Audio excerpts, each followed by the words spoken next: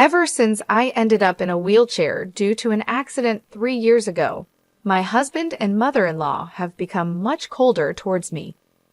One night, my husband said something I couldn't believe.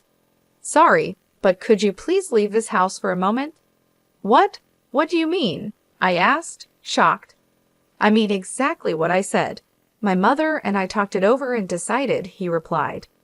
"Are you saying you want a divorce?" I asked, trying to understand. "Yes, that's it. I've been thinking about it for a long time now. You can't earn any money, so I don't need you," he said harshly, as if he was squeezing blood from a stone. "I understand. Thanks for everything, and thanks for leaving me with nothing," I said, getting up. I left, knowing it would take them some time to realize the meaning of my words. My name is Linda Gray. After graduating from university, I have been working at my current company for 7 years. "Well then, I'll be heading out. Thanks for your hard work." "Thanks for your hard work too," a colleague replied as I closed my laptop and got up from my seat. I looked at the clock by the window and saw it was already 4 hours past my regular working time. An afternoon meeting had run late, and I had been preparing for a conference and responding to emails, which took longer than I expected. I left the office, got in the elevator, and went down to the first floor. As I walked through the automatic glass doors at the entrance, I saw that the sun had already set. I checked the train schedule on my phone as I left the company gate and headed to the nearest station. On my way, I saw 2 of my husband's colleagues walking in the same direction. I wondered if Jack, my husband, was already home. We had stopped talking about work at home recently, so I had no idea if he was busy. Talking about work at home had been making Jack cranky, so we naturally stopped discussing it. As I rode the train home, I stared out the window, lost in thought, watching the scenery go by. When I was dating Jack, we used to finish work at the same time so we could go home together. But for the past year or 2, our schedules have been completely different. On the train, I noticed a young couple near the door, maybe college students, having a fun conversation about a movie they saw recently. Their happy scene reminded me of my own past, and I had to close my eyes tightly to stop the emotions from overwhelming me. "I'm home," I called out as I opened the front door, took off my shoes, and saw the neatly lined up shoes in the entrance. It seemed everyone else was already home. I heard the living room door open behind me and the sound of slippers coming closer. "Welcome home, Linda. You were late today," my mother-in-law, Jessica, said warmly. "I'm home, mother-in-law. I'll start preparing dinner right away," I replied. "Oh no, you don't have to rush. You're tired from working overtime, aren't you?" she said kindly. "Not really," I said cheerfully. "The afternoon meeting ran late, but things should settle down soon." I walked with Jessica to the living room. After getting married, it was just Jack and me. But last year, when his father got sick and was hospitalized, we moved into his parents' home and have been living as a family of 4 ever since. "Welcome back, Linda. You've had a tough day, haven't you?" My father-in-law, who was reading the newspaper on the living room sofa, greeted me warmly. "I'm back," I replied with a smile. Last year, he had a sudden brain hemorrhage and needed emergency surgery. While his condition was serious for a while, he is fully recovered after his rehabilitation. He is calm and friendly, and I liked talking to him since the first day we met. He used to be the head of the finance department before he retired, and he often gives me useful advice on managing the household budget. When I visited, we finished preparing dinner and gathered around the table as a family. Jessica mentioned that Kelly, who came over for lunch the other day, had a daughter named Jolie who had grown a lot. "Kids grow up faster when they're not yours," I responded.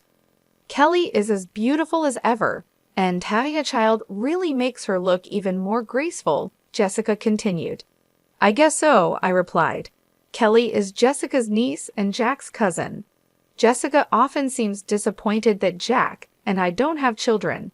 She's not very happy that I continue to work after our marriage and often hints that she would like us to have a child whenever we meet. Honestly, I've always found it hard to deal with Jessica, especially since we started living together. She tends to bring up the topic of having children, especially on days when I come home late from work. You could have had a child if you had started earlier, Linda. But I suppose it can't be helped because you're busy with work, she said. I nodded along, feeling uncomfortable.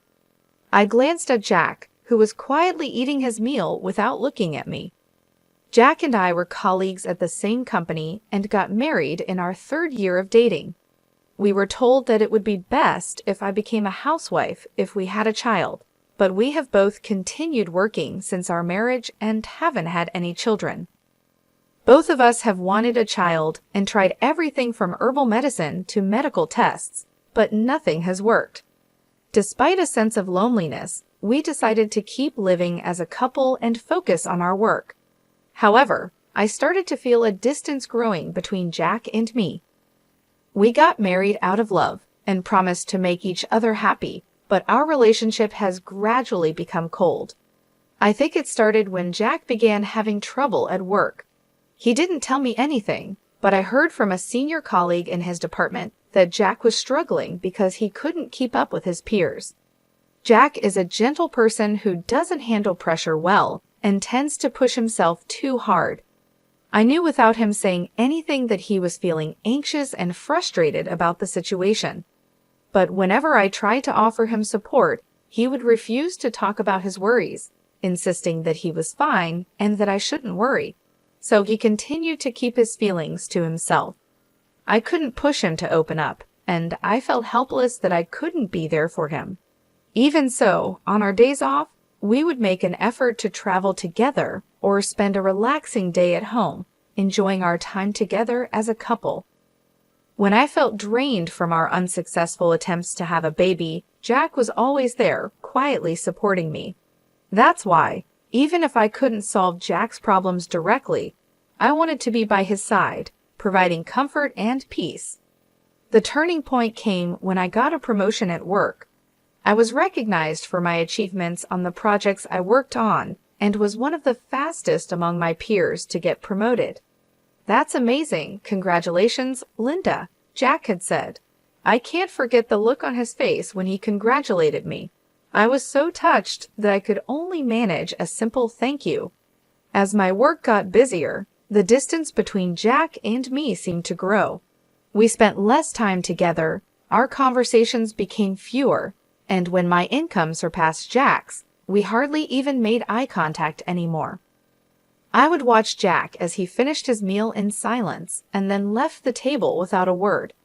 I can't help but wonder if I hadn't been afraid of being pushed away and had tried harder to support him, would we have a different relationship now? When I opened my eyes, the first thing I saw was the bright white light of a fluorescent bulb. After blinking a few times, I looked around and realized I was lying in a hospital bed. I looked down and saw an IV in my arm, and both of my legs were wrapped in layers of bandages and casts. The moment I tried to move, an intense pain shot through my body. Tears welled up in my eyes from the sheer pain. My body felt as heavy as lead, and it seemed impossible to move. What on earth had happened? I tried to recall my memories leading up to that moment. I remembered going to work as usual, finishing a meeting and report, and leaving work on time for the first time in a while. After leaving the office, I was heading towards the station, which was busier than usual because of rush hour. Then I heard the screeching sound of sudden brakes from behind me. I turned around and felt a violent shock. I realized I'd been hit by a car. Fear and pain spread through my body. I worried about the condition of my body now. I heard footsteps approaching, and suddenly the curtain around my bed was opened. "Oh, Mrs. Gray, you're awake, but you shouldn't try to get up yet," said a young female nurse in a rushed tone. "I understand you're confused, but your doctor will explain everything shortly. Please stay calm for now." Okay, I replied, and the nurse left in a hurry. A few minutes later, the doctor arrived and explained what happened. Apparently, a truck driven by a sleepy driver crashed onto the sidewalk, and I was hit from behind. I had been rushed to the hospital immediately after the accident, and it had been about half a day since the surgery. "Excuse me, but have you contacted my family?" I asked. "Yes, we have informed your husband and his parents about the accident and that the surgery went well. However, they seem to be out somewhere and can't come right away," the doctor said. "I see, thank you," I replied. Jack was away on a business trip, and his parents had been on an overseas vacation since last week. From the doctor's tone, I could imagine their reaction to the news.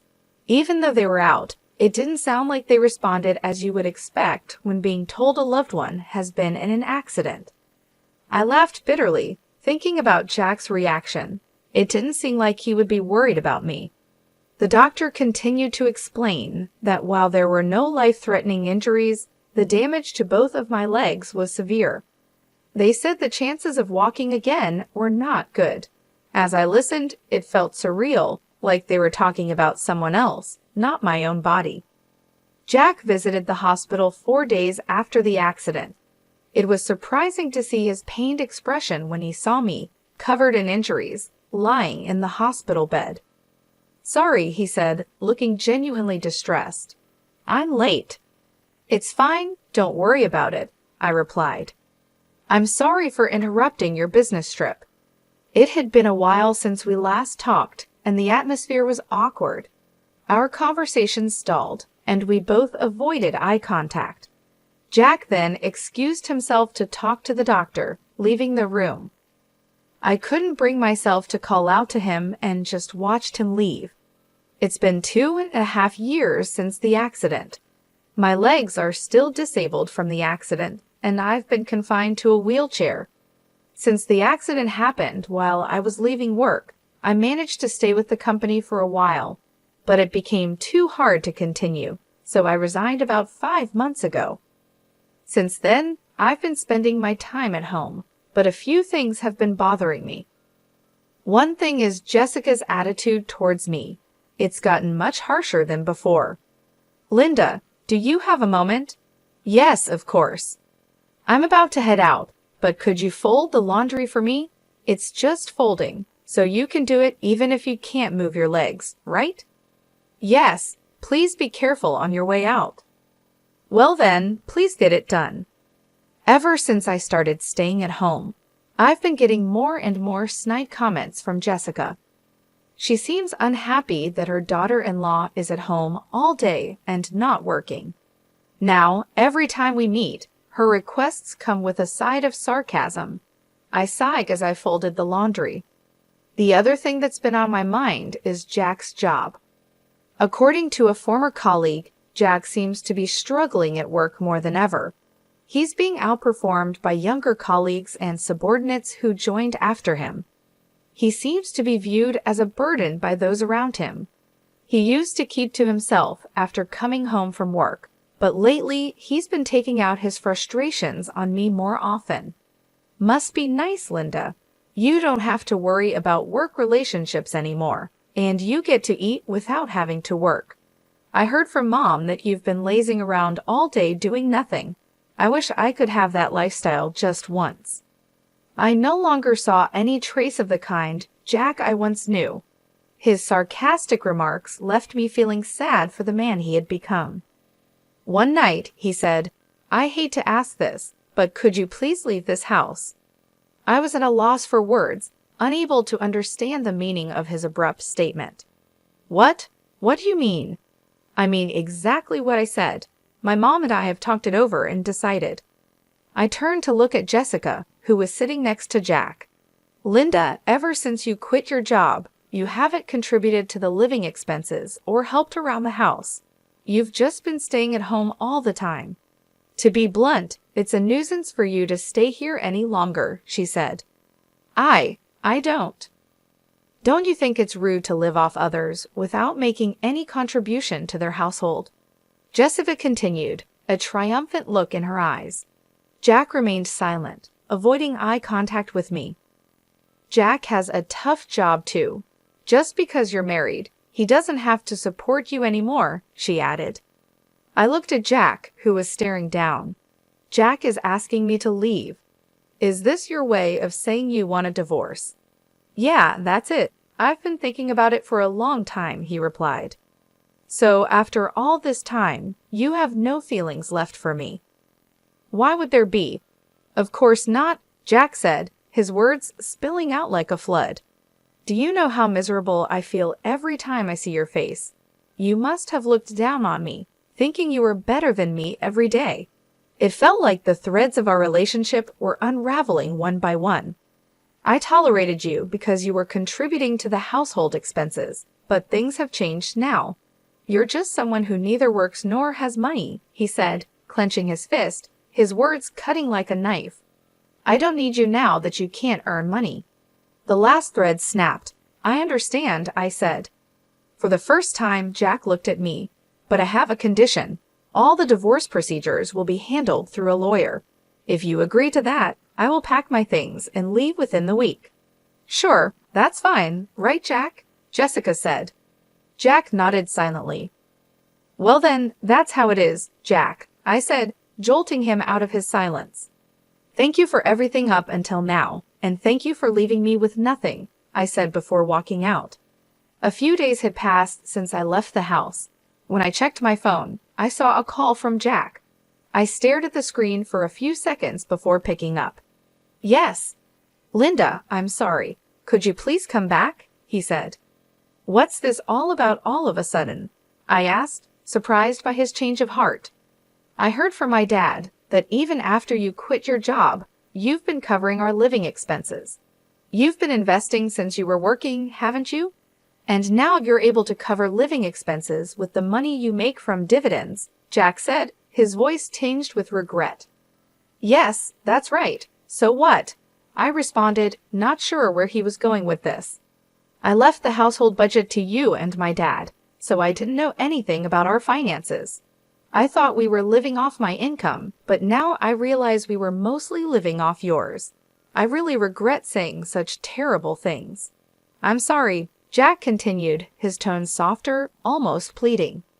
After we got married, we merged our finances, and I began investing my own money. My father-in-law encouraged me to invest, and he was the only one I talked to about financial management and investments. Jack never showed any interest in our finances, leaving it all to his dad and me. So what am I supposed to do if I come back? I asked, trying to keep my voice steady. Well, my dad says that with my income alone, it's impossible to maintain the same standard of living we've had. Besides, I'm not confident that I can keep my current job for much longer. I'm struggling at work, and I don't know how much longer I can hold on, Jack admitted, his voice breaking. So what you're saying is you want me to come back so we can live comfortably? I asked, my anger rising. You really have some nerve.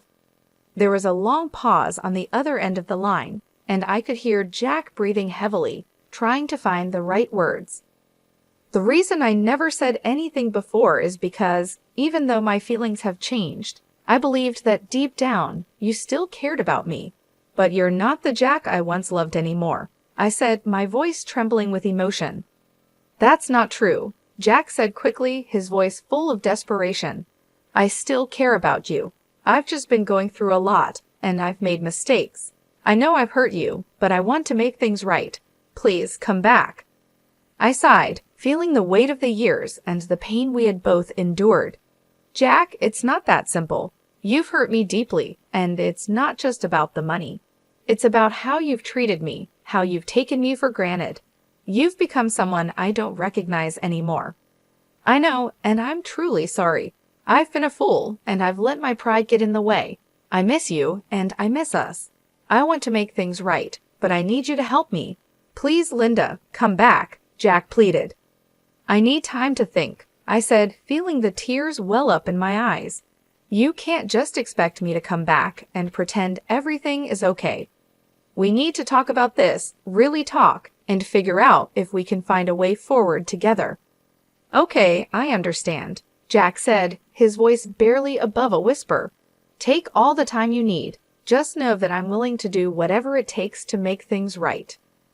As I hung up the phone, I felt a mix of emotions. Part of me wanted to believe Jack, to believe that he could change and that we could find a way to rebuild our life together.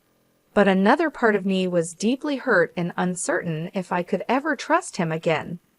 I knew that whatever decision I made, it wouldn't be easy, and it would take a lot of time and effort to heal the wounds that had been inflicted over the years. "I still love you, Linda," Jack said, his voice full of desperation. "There's no need for you to say anything more," I replied firmly. "All my feelings for you have vanished. The last time we talked, I made it clear that whatever happens to you and your family from now on, I just don't care. Thank you for leaving me with no trust, no memories, nothing at all," I continued, my voice cold and unyielding. "Wait, Linda, please forgive me," Jack pleaded, his voice breaking. "I'll handle all the divorce arrangements through my lawyer. Don't ever contact me again," I said, my tone final. I hung up the phone and immediately blocked his number, cutting off any further communication. After that, the divorce process moved quickly, and I made a clean break from Jack. The only person I still kept in touch with was my father-in-law. One day, my phone rang. It was my father-in-law. "So have you had any trouble living alone since you split up with Jack?" he asked kindly. "No, not particularly," I replied, feeling a bit relieved to talk to someone who genuinely cared about my well-being. "That's good to hear. I'm sorry for the trouble we caused you, Linda." When I heard what happened from Jack and my wife, I was so angry that I couldn't help but shout. "I shouldn't have ignored the terrible way my wife and son treated you for so long. I'm truly sorry that I didn't do more to help," he said, his voice filled with regret. "It's okay, sir. Please don't worry about it," I replied, trying to ease his guilt. "Actually, I caused some trouble too. After I left, things didn't go well at the house. Even without my income, Jack and Jessica kept living extravagantly without cutting back on their lifestyle. They ended up pawning their belongings and even went into debt. My father-in-law, frustrated with their irresponsible behavior, recently divorced his wife. I see this as a good chance to rethink my life," I continued. "I can live just fine with my current lifestyle, and I want to take on new challenges. I feel optimistic about the future, even though things have been tough." "That's the spirit," my father-in-law said, a hint of pride in his voice. "You've always been strong, Linda. I have no doubt that you'll come out of this even stronger." After hanging up, I reflected on how much my life had changed. I had always been the one to keep our household running smoothly, managing our finances and making sure everything was in order. After we got married and combined our finances, I began investing my own money with the encouragement and guidance of my father-in-law. Jack had never taken an interest in our finances, leaving everything to his father and me. Since the divorce, I've had to make some adjustments, but overall, I've managed well.